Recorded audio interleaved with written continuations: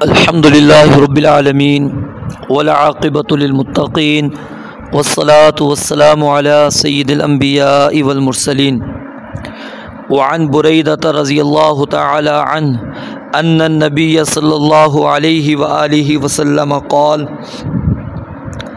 المؤمن یموت بعرق الجبین رواہ الثلاثۃ وصححہ ابن حبان۔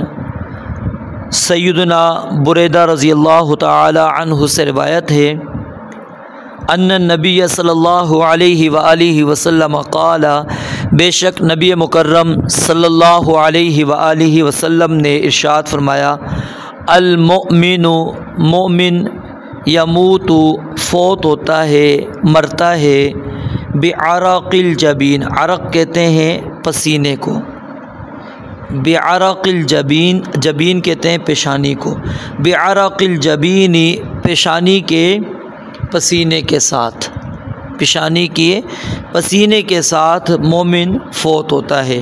اس حدیث کو ائمہ ثلاثہ نے روایت کیا ہے اور امام ابن حبان رحمۃ اللہ علیہ نے اس کو صحیح قرار دیا ہے۔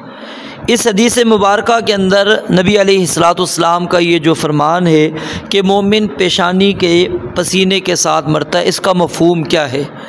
ایک مفہوم تو علماء اس کا یہ بیان کرتے ہیں کہ مومن کے اوپر جب موت آتی ہے تو اس وقت اس کی پیشانی پر پسینہ آتا ہے۔ جب مومن کو موت آتی ہے اس وقت اس کی پیشانی پر کیا ہے؟ پسینہ آتا ہے، اور یہ پسینہ اس کے گناہوں کی تطہیر کی علامت ہوتی ہے کہ اللہ رب العالمین نے اس شخص کے گناہ کو معاف کر دیے ہیں۔ اور دوسرا مفہوم اس کا علماء یہ بیان کرتے ہیں کہ پسینہ کب آتا ہے؟ جب انسان محنت کرتا ہے، جب انسان مشقت کرتا ہے، جب انسان تکلیفیں اٹھاتا ہے، ٹھیک ہے، جب انسان محنت مشقت تکلیف اٹھاتا ہے اس وقت اس کو پسینہ آتا ہے۔ تو مراد اشارہ ہے یہاں پر کہ مومن آخر لمحے تک وہ صوم و صلات کی ادائیگی کرتا رہتا ہے، اللہ رب العالمین کے جو احکامات ہیں اس پر محافظت کرتا ہے، اس کے اندر اپنی محنت کوشش جاری رکھتا ہے، اور حتیٰ کہ اس کو موت آ جاتی ہے، وَاعْبُدْ رَبَّكَ حَتَّىٰ يَأْتِيَكَ الْيَقِينُ، کہ اپنے رب کی عبادت کر اس وقت تک جب تک کہ موت آ جائے۔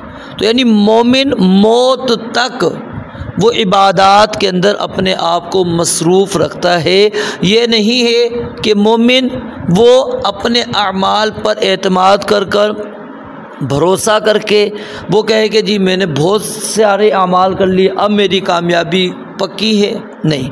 اس کے اندر آپ واقعہ دیکھیں سیدنا عثمان رضی اللہ تعالیٰ عنہ کا، نبی علیہ الصلوۃ والسلام نے جنت کی بشارت سنائی ہوئی ہے، لیکن اس کے باوجود جب قبر پر جاتے ہیں کیا حالت ہے؟ احادیث مبارکہ کا مطالعہ کریں، آپ کو یہ بات سمجھ میں آئے گی کہ جب سیدنا عثمان رضی اللہ تعالیٰ عنہ قبرستان جاتے، قبر پر کھڑے ہوتے، اتنا روتے تھے کہ ان کی داڑھی مبارک بھی آنسوؤں سے تر ہو جایا کرتی تھی۔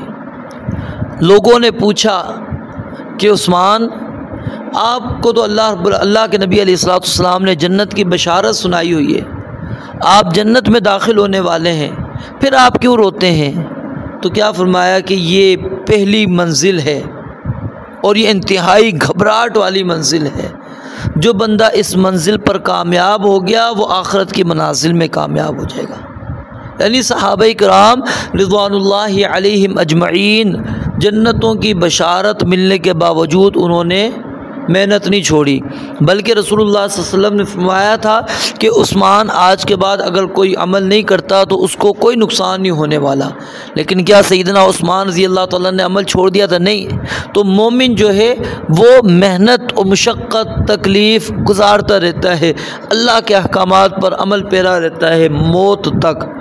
اور ایک معنی علماء یہ بھی بیان کرتے ہیں کہ انتہائی نرمی کے ساتھ مومن کی روح نکلتی ہے، اس کو اتنی تکلیف ہوتی ہے جتنا کہ پسینہ، اب پسینہ آتے ہوئے مثال ہمارے جسم سے پسینہ نکلتا ہے، جب جسم سے نکلتا ہے اس وقت تو ہمیں نہیں تکلیف محسوس ہوتی نا، وہ تو آیا کس لیے، وہ ایک الگ وجہ ہے۔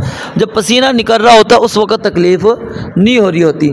تو یہ بھی اشارہ علماء نے اس کے اندر بیان فرمایا کہ مومن پیشانی کے ساتھ مرتا ہے، تو اس لیے مومن کو چاہیے کہ ہمیشہ اللہ تعالیٰ کی عبادات کے اندر رہے۔ رب العالمین ہمیں بھی توفیق دے، اور اللہ تعالیٰ جب ہمیں موت دے ایمان کی حالت میں، اسلام کی حالت میں، شہادت کی موت، کلمہ شہادت کا اقرار کرتے ہوئے، اللہ تعالیٰ کی رضا اور خوشنودی حاصل کرتے ہوئے ہم اس دنیا سے جائیں۔ رب العالمین سے دعا ہے اللہ تعالیٰ سمجھنے عمل کرنے کی توفیق عطا فرمائے۔